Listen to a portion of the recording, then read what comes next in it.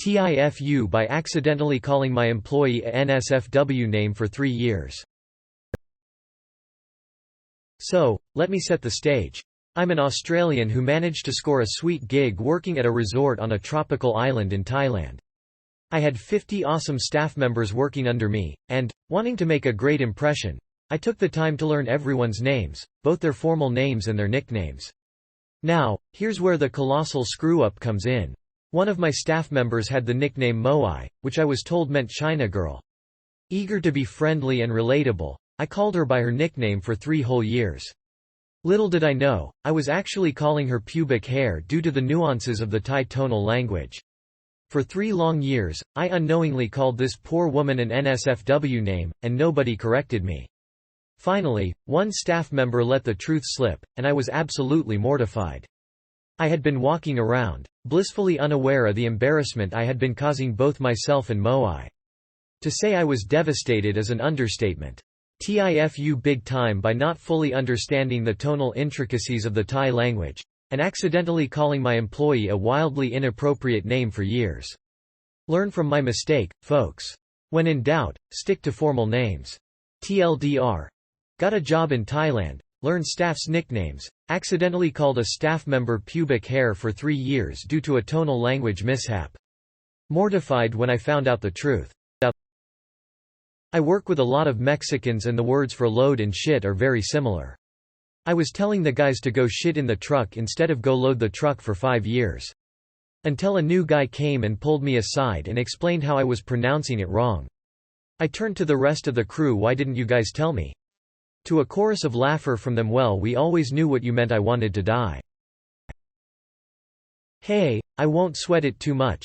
This kind of thing happens all the time when different cultures and languages meet. I won't be too surprised if her colleagues secretly get a kick out of the mix-up. At worst, this probably ranks as mildly offensive. Of course, if you keep calling her that, it's another story.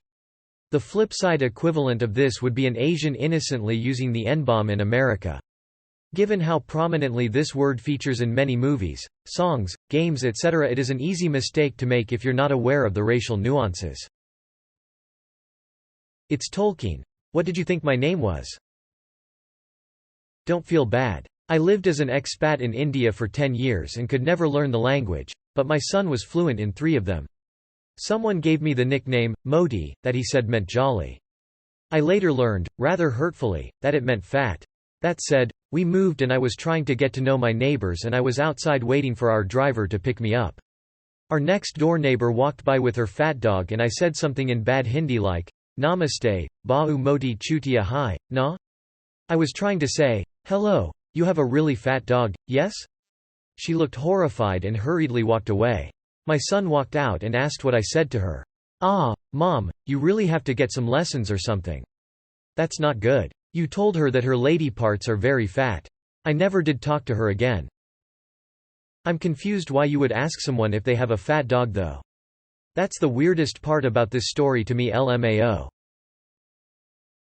Same situation here. I've been working in Thailand for 11 years.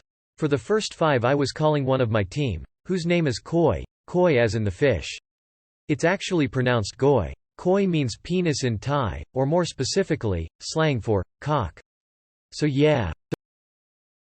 Don't most Thais introduce themselves with their nicknames and expect you to use them? That's the impression I got when I worked with them for an event over there. Thais have full legal names, Thai nicknames, which carry some kind of meaning. And some also have Western nicknames, Mimi, Nick, Matt, Johnny. Sometimes the Western names are cute. Words like cake, happy, donut, golf, pancake, putt-putt, 9, etc. These tend to be chosen by parents, and generally students can elect to change their Western names as they see fit, as only the full legal names appear on transcripts. I worked in international schools there for 6 years. I used to travel to Mexico regularly for work and I know a tiny bit of Spanish and it was always very hot whenever I went there, so I'd go around telling people, estoy muy caliente, thinking it meant, I am very hot. People always laughed and I just thought I was a funny guy. Until someone explained to me on my 3rd or 4th trip that to say, I am hot, you say, tango calor, which literally translates to, I have heat. Estoy muy caliente means I am very horny. And I used it as basically a greeting with everyone for a long time because they always laughed. Married to a Thai woman. Ordering food I accidentally ordered, stir-fried pig poop. And a friend meant to call his Thai wife beautiful but called her sad-looking instead. This happens all the time with non-Thais learning the Thai language. They should have corrected you. Edit. Friend called wife, unlucky and not sad. I did the exact same thing in my first month of living here in front of a class of 50 15-year-olds. The laughter is still stuck in my ears, almost 5 years later. The issue isn't just from tones but from a vowel sound we don't have in English. That name is very hard to pronounce. Lol. Moai is a very strange way to write it though. It's usually written as Moe. This doesn't exactly help with the mispronunciation though. Lol.